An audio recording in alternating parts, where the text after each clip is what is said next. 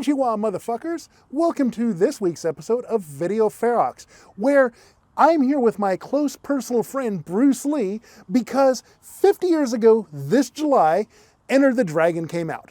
And then this motherfucker has to up and die on us.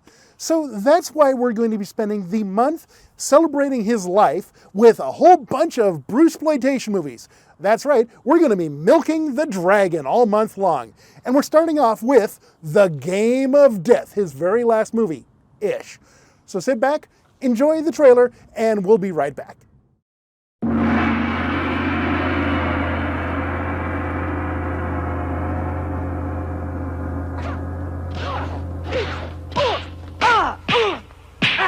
He is an international superstar. They call him a living legend, but the woman he loves belongs to the mob. And now, they're out to own him. Don't be a slow learner, Billy. Billy! If they can't buy him, they'll have to kill him. Billy! You don't have too many choices. A final warning. And so begins the Game of Death. Columbia Pictures presents the immortal Bruce Lee in his greatest motion picture adventure, Game of Death, starring Gig Young, Dean Jagger, Colleen Camp, Hugh O'Brien, and Kareem Abdul-Jabbar as Hakim. It begins as a matter of principle. It becomes a matter of survival. Before and after. As the undisputed master of the martial arts becomes a master of disguise and the champion of the Game of Death. This is the final film of Bruce Lee. 4.5 years in production with an international all-star cast. You lose, Carl Miller. Bruce Lee single-handedly takes on an underworld army and fights for his life in the Game of Death.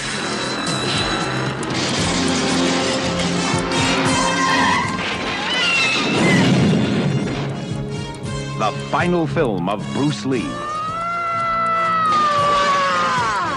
Game of Death. Alrighty, that was the trailer to The Game of Death. Actually, no, I misspoke. There's no preposition in front of game. It's just Game of Death. 1978. Yeah, 1978. So about 5 years after Bruce has died. Done by, well, starring Bruce Lee, obviously, and, well, Kareem Abdul-Jabbar. We'll get into that. And directed by the guy who did Enter the Dragon, Robert Klaus. So, do you like Game of Death? I basically like it. I mean, I don't hate it as much as I used to. I think divorced of any Bruceness, it could stand on its own. It can still stand on its own. The action's pretty good. The story is pretty generic, but I mean, it gets the job done. And, you know, we do get 14 minutes of unseen Bruce Lee. Yeah. If they just kept it without the Bruce Lee connection and just had the actors play different characters, I think it would have been really solid. Yeah, that's the weird thing. If you removed Bruce Lee from this Bruce Lee movie, I think the movie would be a hell of a lot better. Mm-hmm. The problem is that there's a lot of, it's very obvious that they're injecting Bruce Lee from stock footage or outtakes or whatever, because every time you see him, it's all close-ups on his eyes, or it's a paper cutout on the mirror. We'll get into that one. Oh boy.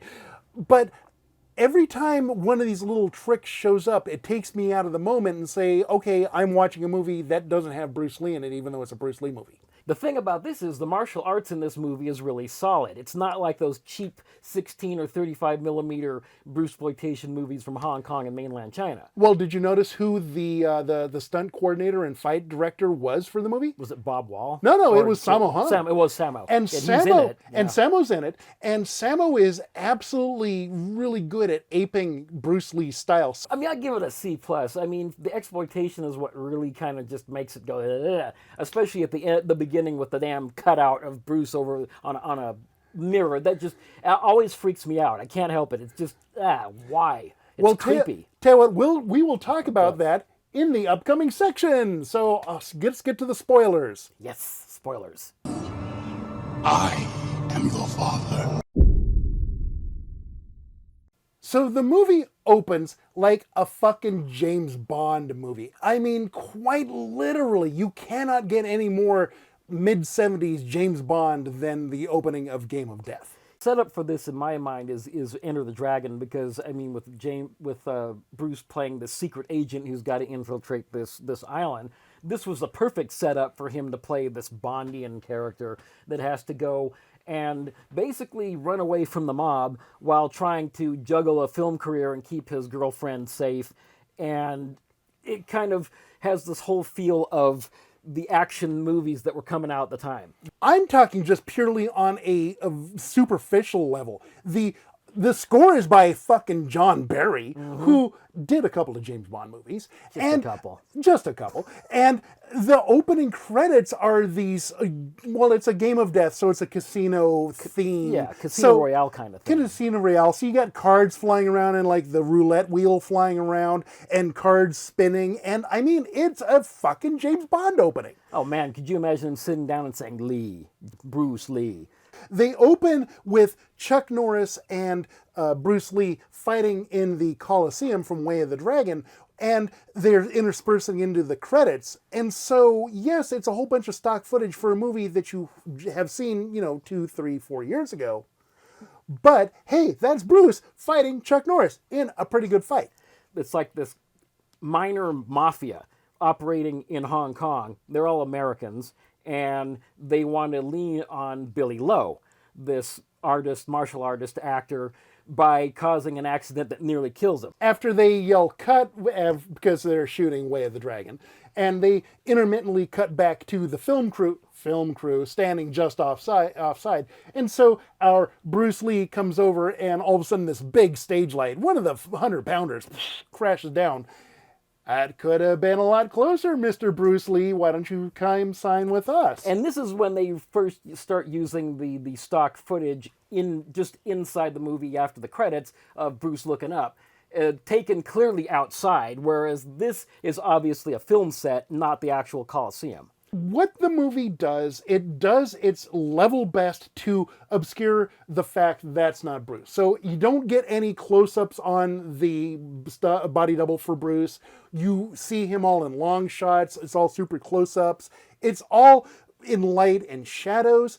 And then there are the times where they know they can't get away with it with these actors. One who looks a lot like Soon Tak-o, because he's also Korean. And when this actor has on sunglasses and he looks kind of like Bruce, but more like Soon. And then times when he takes the glasses off and you can't help but see his face, and it's like, that's clearly not Bruce Lee. At the end of the movie, when they're doing the add-on stuff at the 5-level pagoda, and they've just given all pretenses of hiding that is Bruce, and it's just like, it's some dude that vaguely looks like Bruce Lee. You've got Dr. Land, the lead mafioso. You've got Steiner, his enforcer with this cane with a knife in it. That's where we get probably the most what the fuck were they thinking? How could this work? Moment in the movie. So we're still in the opening 5 minutes or so, and Bruce goes into his dressing room trailer. All of a sudden, there's the guy from the Mafia with the stiletto dagger in his cane, sitting there waiting for him, and it's this clearly matted shot of like Bruce and his towel thing around his neck. They cut around the footage of this actor with a towel on him, so they cut it together, and it's clearly, obviously, two different people. And then Bruce goes over and sits in front of the mirror, and they quite literally took a cardboard cutout of Bruce Lee, a photo of Bruce Lee, pasted it to the mirror, and had the dude sit exactly so that his Bruce Lee's head was in front of his body. And the effect might have worked if they hadn't held on the shot for 5 or 6 seconds. Probably would have been a lot better if they'd actually taken a full cutout of Bruce from all the way down to like here out of shot and pasted that up rather than having the guy's body behind it. At least it would have looked, contiguous as opposed to like a literal cut and paste job. What the fuck were they thinking? So what the mob is trying to do is they're trying to force Bruce to work with him in perpetuity, essentially. And so we get a couple of moments of like, we're going to go threaten your girlfriend. There's the one scene where him and his girlfriend, who is also named Linda, because that was Bruce's real life wife partner / girlfriend at the time. And they're driving along, and these bikers show up, and they're all there's like the one wearing a blue tracksuit, there's one wearing a green tracksuit, and then there's the one wearing the yellow tracksuit. So the movie's kind of clever in kind of setting up hey, we're putting the yellow tracksuit in here subliminally so that you recognize it, so that when Bruce wears it later at the end of the movie, you're like, okay, it makes sense. Mm-hmm. And they set up a couple of Bruce's friends, Dan Inosanto, who agreed to do the movie, probably because he wanted to keep an eye on these guys and make sure they weren't going to soil Bruce too much. Or maybe he really just needed the money, because it's definitely Dan Inosanto. Whereas Kareem Abdul-Jabbar, on the other hand, it's footage of him and Bruce from Game of Death, but he didn't do any fresh stuff. They actually got another tall black man, about the same height and similar build, I think, to do his part. You can get a good look at the tall black dude because he's also the boat captain later on when Bruce goes over, takes the ferry across the way to Macau or whatever. And every time it's supposed to be Kareem, it's in the shadows, it's kind of at a low angle, so it's looking up to kind of emphasize his height. Mm-hmm. And so these 4 guys in the tracksuits, they corner Bruce and Linda, and they have a quick kung fu fight, and the guy comes over with the stick and is like, I'm going to threaten your girlfriend, stop fighting. And it basically just does this whole, cycle of Bruce running away, the gangsters leaning on his girlfriend.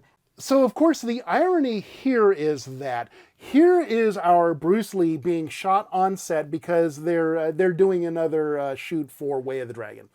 And it's the very final scene where Bruce is running up to the Japanese guys, and there's the row of the phalanx of guys with the guns, and Bruce is running in slow motion, and the phalanx shoots Bruce. That's the end of the movie. So what happens is that the mafia guys, they slipped a dude in to, hey, I'm going to shoot Bruce Lee as he's coming up, running up with a real bullet. Of course, this is ironic foreshadowing for 30 years later when poor old Brandon dies on the set of The Crow. Yeah, that is actually rather kind of creepy when you think about it. We get a couple of more kung fu fights where Bruce is now taking the fight to the triads. Bob Wall and Sammo Hung have a boxing match, a martial arts match at Madison Square Garden or someplace like that. And Bruce's girlfriend, she's going to go kill Dr. Land, who's in the audience with a couple of his thugs. Because she's not in on the secret that Bruce is really alive. And so, in the tradition of Bruce in Fist of Fury, he's actually in disguise as an old man. And she's about to pull out the gun and move in like the Terminator and take this guy out. And he's like, it's all being taken care of. She doesn't even turn around. He's just behind her, grabs her hand, because he knows she's got a gun in there, and then he moves back into the crowd. She never sees him, but she recognizes his voice. Yes, the scene with Bob Wall and Sammo Hung is pure 100% padding, but the fight's actually pretty good. The two are really good martial artists. Mm-hmm. So I don't mind taking the 4 or 5 minutes, or however long the scene is, to watch these two spar in a boxing ring. You want martial arts, hire martial artists. Sammo can do all that stuff. He can kick, he can backflip, he can do all kinds of stuff. So that adds interest, it adds quality and authenticity, because these guys are actual martial artists and not dancers. They actually know their stuff, so they know their limits, what they can do. And then Bob just gets in and lays Sammo out, and then goes to the dressing room, and everybody's like congratulating him, and then they move out off to the side, and he goes into the locker room and closes the door behind him, and of course, Bruce is in there. And that's where we get another, 2 or 3 minutes of more fighting. And like I mentioned in the opening bit, Sammo is really, really good at emulating Bruce Lee's style. So of all the fights in the movie, this one and the one that's in the greenhouse, it is in the American cut, it's in the Hong Kong cut, actually is really good and legitimately looks like something Bruce would have shot. Oh wait, was that greenhouse one, was that with Casanova Wong? Yep, that was the one. I've seen that cut. Yeah, that's really good. It's one of those differences that the American version doesn't have the Bruce Lee vocalizations. It does, but it has somebody else dubbing it. It's not actually Bruce. It's got that scene and a couple of other snippets that are in there. But essentially, this is more or less the same movie. One of the really impressive shots is Bruce going. So Bob has got his hands on him, around him, and Bruce he jumps up and kicks out, basically. His feet go under Bob's head and kick his head back, doing a front flip, and then with his hand still on Bob's arm, he proceeds to do like 4 or 5 kicks to Bob's face before side kicking him into a locker. Whoever they got doing the doubling for Bruce, he's a good fighter. Damn, yeah. I wonder if that was Yoon doing that. Then we move on to our big spectacle of the movie. Bruce finally is like, fuck it, I'm going to go take on the goddamn mob. And gets chased by the guys on the motorcycles into this warehouse. And there's this game of cat and mouse, game of death of cat and mouse, as Bruce is like picking off a couple of the guys in the tracksuits. And the one interesting thing that I thought is that, okay, 73, 78, we don't get a lot of vehicular mayhem with our martial arts movies. That's coming later when Jackie Chan would do that in the mid-80s. But we get a bunch of stunts on bikes where Bruce kicks a dude off and the bike flies into the corner and then explodes, or Bruce is heading at a dude like they're jousting and lays down and the bike goes over him. So there's some good stunt work with vehicles in this. If they were doing vehicle things, it was usually like they'd come in close and they'd zoom out to the cars already on the road, and then they'd do a skid around, maybe there's a crash. But this is definitely a Hollywood setup. This is from a bunch of hands that know what they're doing when it comes to pyrotechnics and setting up these big spectacle set pieces. This is American Bruce Lee Bond action, whatever you want to call it. And this is, of course, the point of the movie where Bruce winds up in the tracksuit. And he's got these guys, they're all wearing their tracksuit, and to infiltrate into the cadre of bad guys, he slips on the yellow tracksuit and keeps his bike helmet on. Which, okay, if you're going to do I need to disguise my actor so you can tell he's not Bruce Lee, and that requires you to kung fu fight with a motorcycle helmet on, I'll put up with it. That's fine. Just give me the good stuff. And it's pretty good stuff. And so they go into this restaurant where that's some weird restaurant. They have like how many levels? And you've got martial artists. Obviously, clearly anything above the first floor is private property. And obviously that's where Dr. Land has his offices and everything. And so Bruce has to make his way past the security on the first floor and go up to the second floor and start with Danny Nosanto. And this starts the proper ending of the movie. And this is where we actually transition from fake Bruce Lee to real Bruce Lee. And it's only 14 minutes, 11 minutes, something Roughly. like that, roughly like that. But, oh my God, it is hands down the most awesome kung fu fighting I've seen. Oh my God, I'm drooling at the prospect. It's night and day. I mean, obviously the difference between martial artists is clear in this case. And Danny Nosanto and Bruce Lee, their nunchuck duel is fucking great stuff.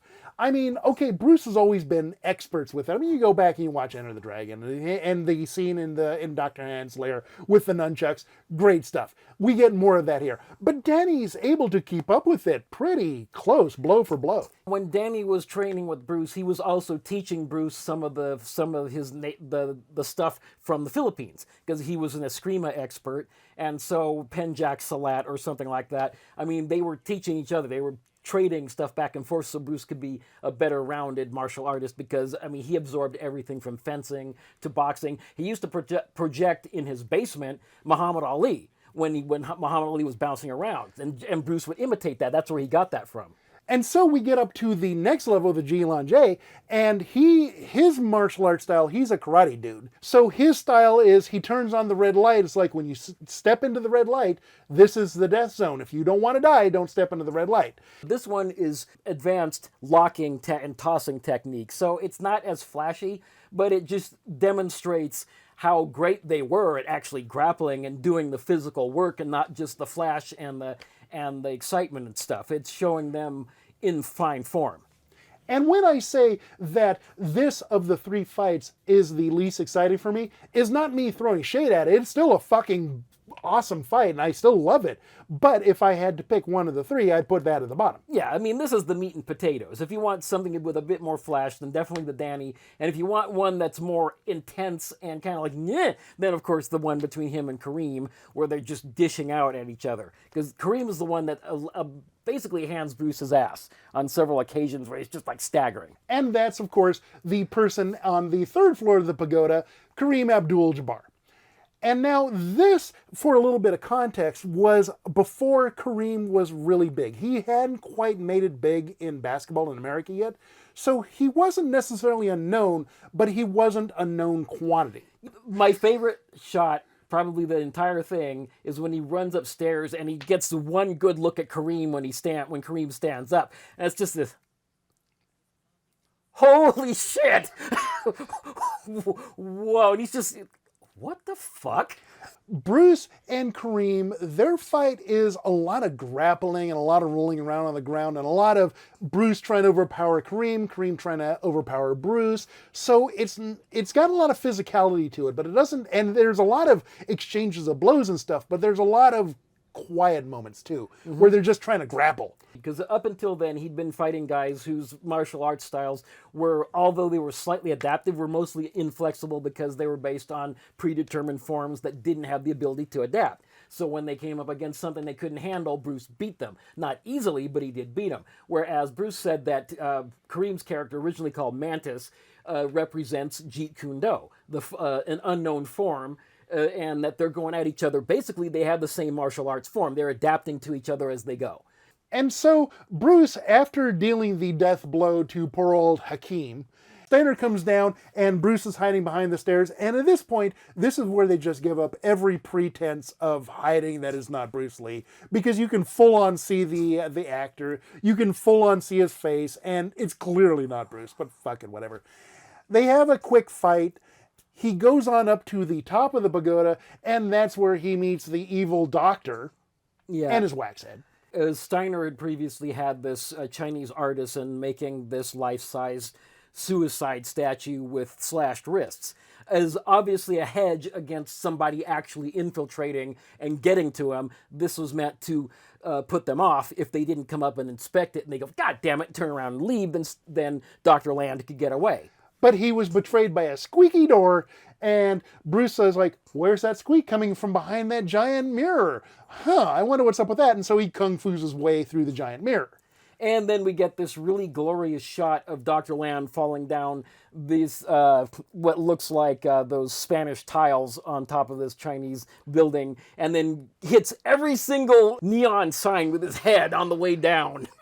I would have loved to have been in Hong Kong in the mid-'70s when this insanity was everywhere. Can you imagine being in downtown Hong Kong when all these movies were playing, kids running through the streets playing Bruce Lee? Actually, I was listening to the commentary on one of the Bruceploitation movies where they would have one of the Bruce Lees get up in the morning, go shoot some scenes, and then walk across the street to this other studio and shoot more scenes and of a completely different movie, and then he would do another third movie and then go home for the evenings. They were under contract with Shaw Brothers, but they would also be under contract from another studio, but Shaw Brothers usually took precedence. So they'd say, okay, you guys can go and do this, and you can do this and this, but you got to come back here when we say drop the other shit. And so these guys would be working multiple things at the same time. They'd get no sleep, and they'd still have to practice every day with their calisthenics and their stretches and their martial arts training or dancing or whatever. And then, of course, they have to do all the choreography, and they have to do these fights over and over and over again just to get it down so that it looks good. So yeah, you look at a kung fu flick, I mean, just generically, not necessarily just a Bruce Lee movie, and oh my God, the work that goes into these things. This was the big gold rush, and it lasted a long time. So I dunk on this movie as a cheap knockoff, and at some points it is a cheap knockoff. I mean, the Bruce Lee's funeral footage is tacky as fuck. But from a strictly technical standpoint, this is actually a really well put together movie, particularly when you look at the other Bruceploitation movies, which are barely competent. sometimes they're so badly put together you can't even tell what the hell's going on. The music is tacked together from various places. There's always a gratuitous nudity scene. But John Barry is a good composer. He worked on James Bond multiple times, and you don't get called back if you make a shitty soundtrack. Oh yeah, I mean, he was on his game. I mean, he realized, oh, I gotta really work on this one. He was able to just channel his energy into making a really good soundtrack. It's nice and solid. You know, the cinematography is great. There's great setups. There's this one scene where Bruce is telling his girlfriend that, yes, I'm alive and this is all a big scam and don't worry about me. And she's on this one side of the fence and it's set at night and he's up some stairs. And the lighting's really good. It actually sells that the shadows on his face so it doesn't look like Bruce Lee. That bit actually works. I thought that was a really well done scene. It's well lit. I mean, you can tell what the hell's going on. It's edited well. It does what it needs to do to tell a story, and they don't labor over it. And of course, we've gone on at length about Sammo and his fight choreography being top-notch stuff for a not Bruce Lee. So yes, this movie's really well put together. In interviews, Kareem Abdul-Jabbar said that Bruce taught him to really center himself, that he learned how to take that calm inner, peace when he's really stressed out and just channel it through his entire body, to be the best version of himself he can be. Just taking the stricture and structure of being able to master yourself. I think that's one of the things that Bruce had really stressed. And there's, of course, the water analogy. He always said, be like water. Water can be the teacup. You can pour water into the cup, it becomes the cup. Water can flow or it can crash. He said, be water. And that applies to so many things in life. And I think that's one of the reasons that a lot of people that study with Bruce, they really were able to overcome a lot of stuff because he wasn't just a fighter or a dancer or a writer or a director. He was a teacher, and he was a damn good one. All right, we're going to catch you next week, I guess. Okay, then. More Bruceploitation. It's made with the original crispy pizza crust, our exclusive pizza sauce, a pinch of salt, a touch of Parmesan grated cheese, mozzarella cheese, a little oregano, and into the oven it goes. And presto, a delicious pizza. Why not enjoy some delicious California crispy pizza now? Well, thank you for joining us as we venture through all 5 levels of the pagoda of the game of death. Next week, it's going to be Bruce's Secret Ninja, or Bruce's Ninja Secret, depending on the title card that you pay attention to. It's starring Bruce Lee, but he's only got 1 E because they're working on a budget and they couldn't afford 2 E's. So join us here for that. Drop me an email, thevideonastyproject@gmail.com. And until next week, I want you to be like water and stay evil.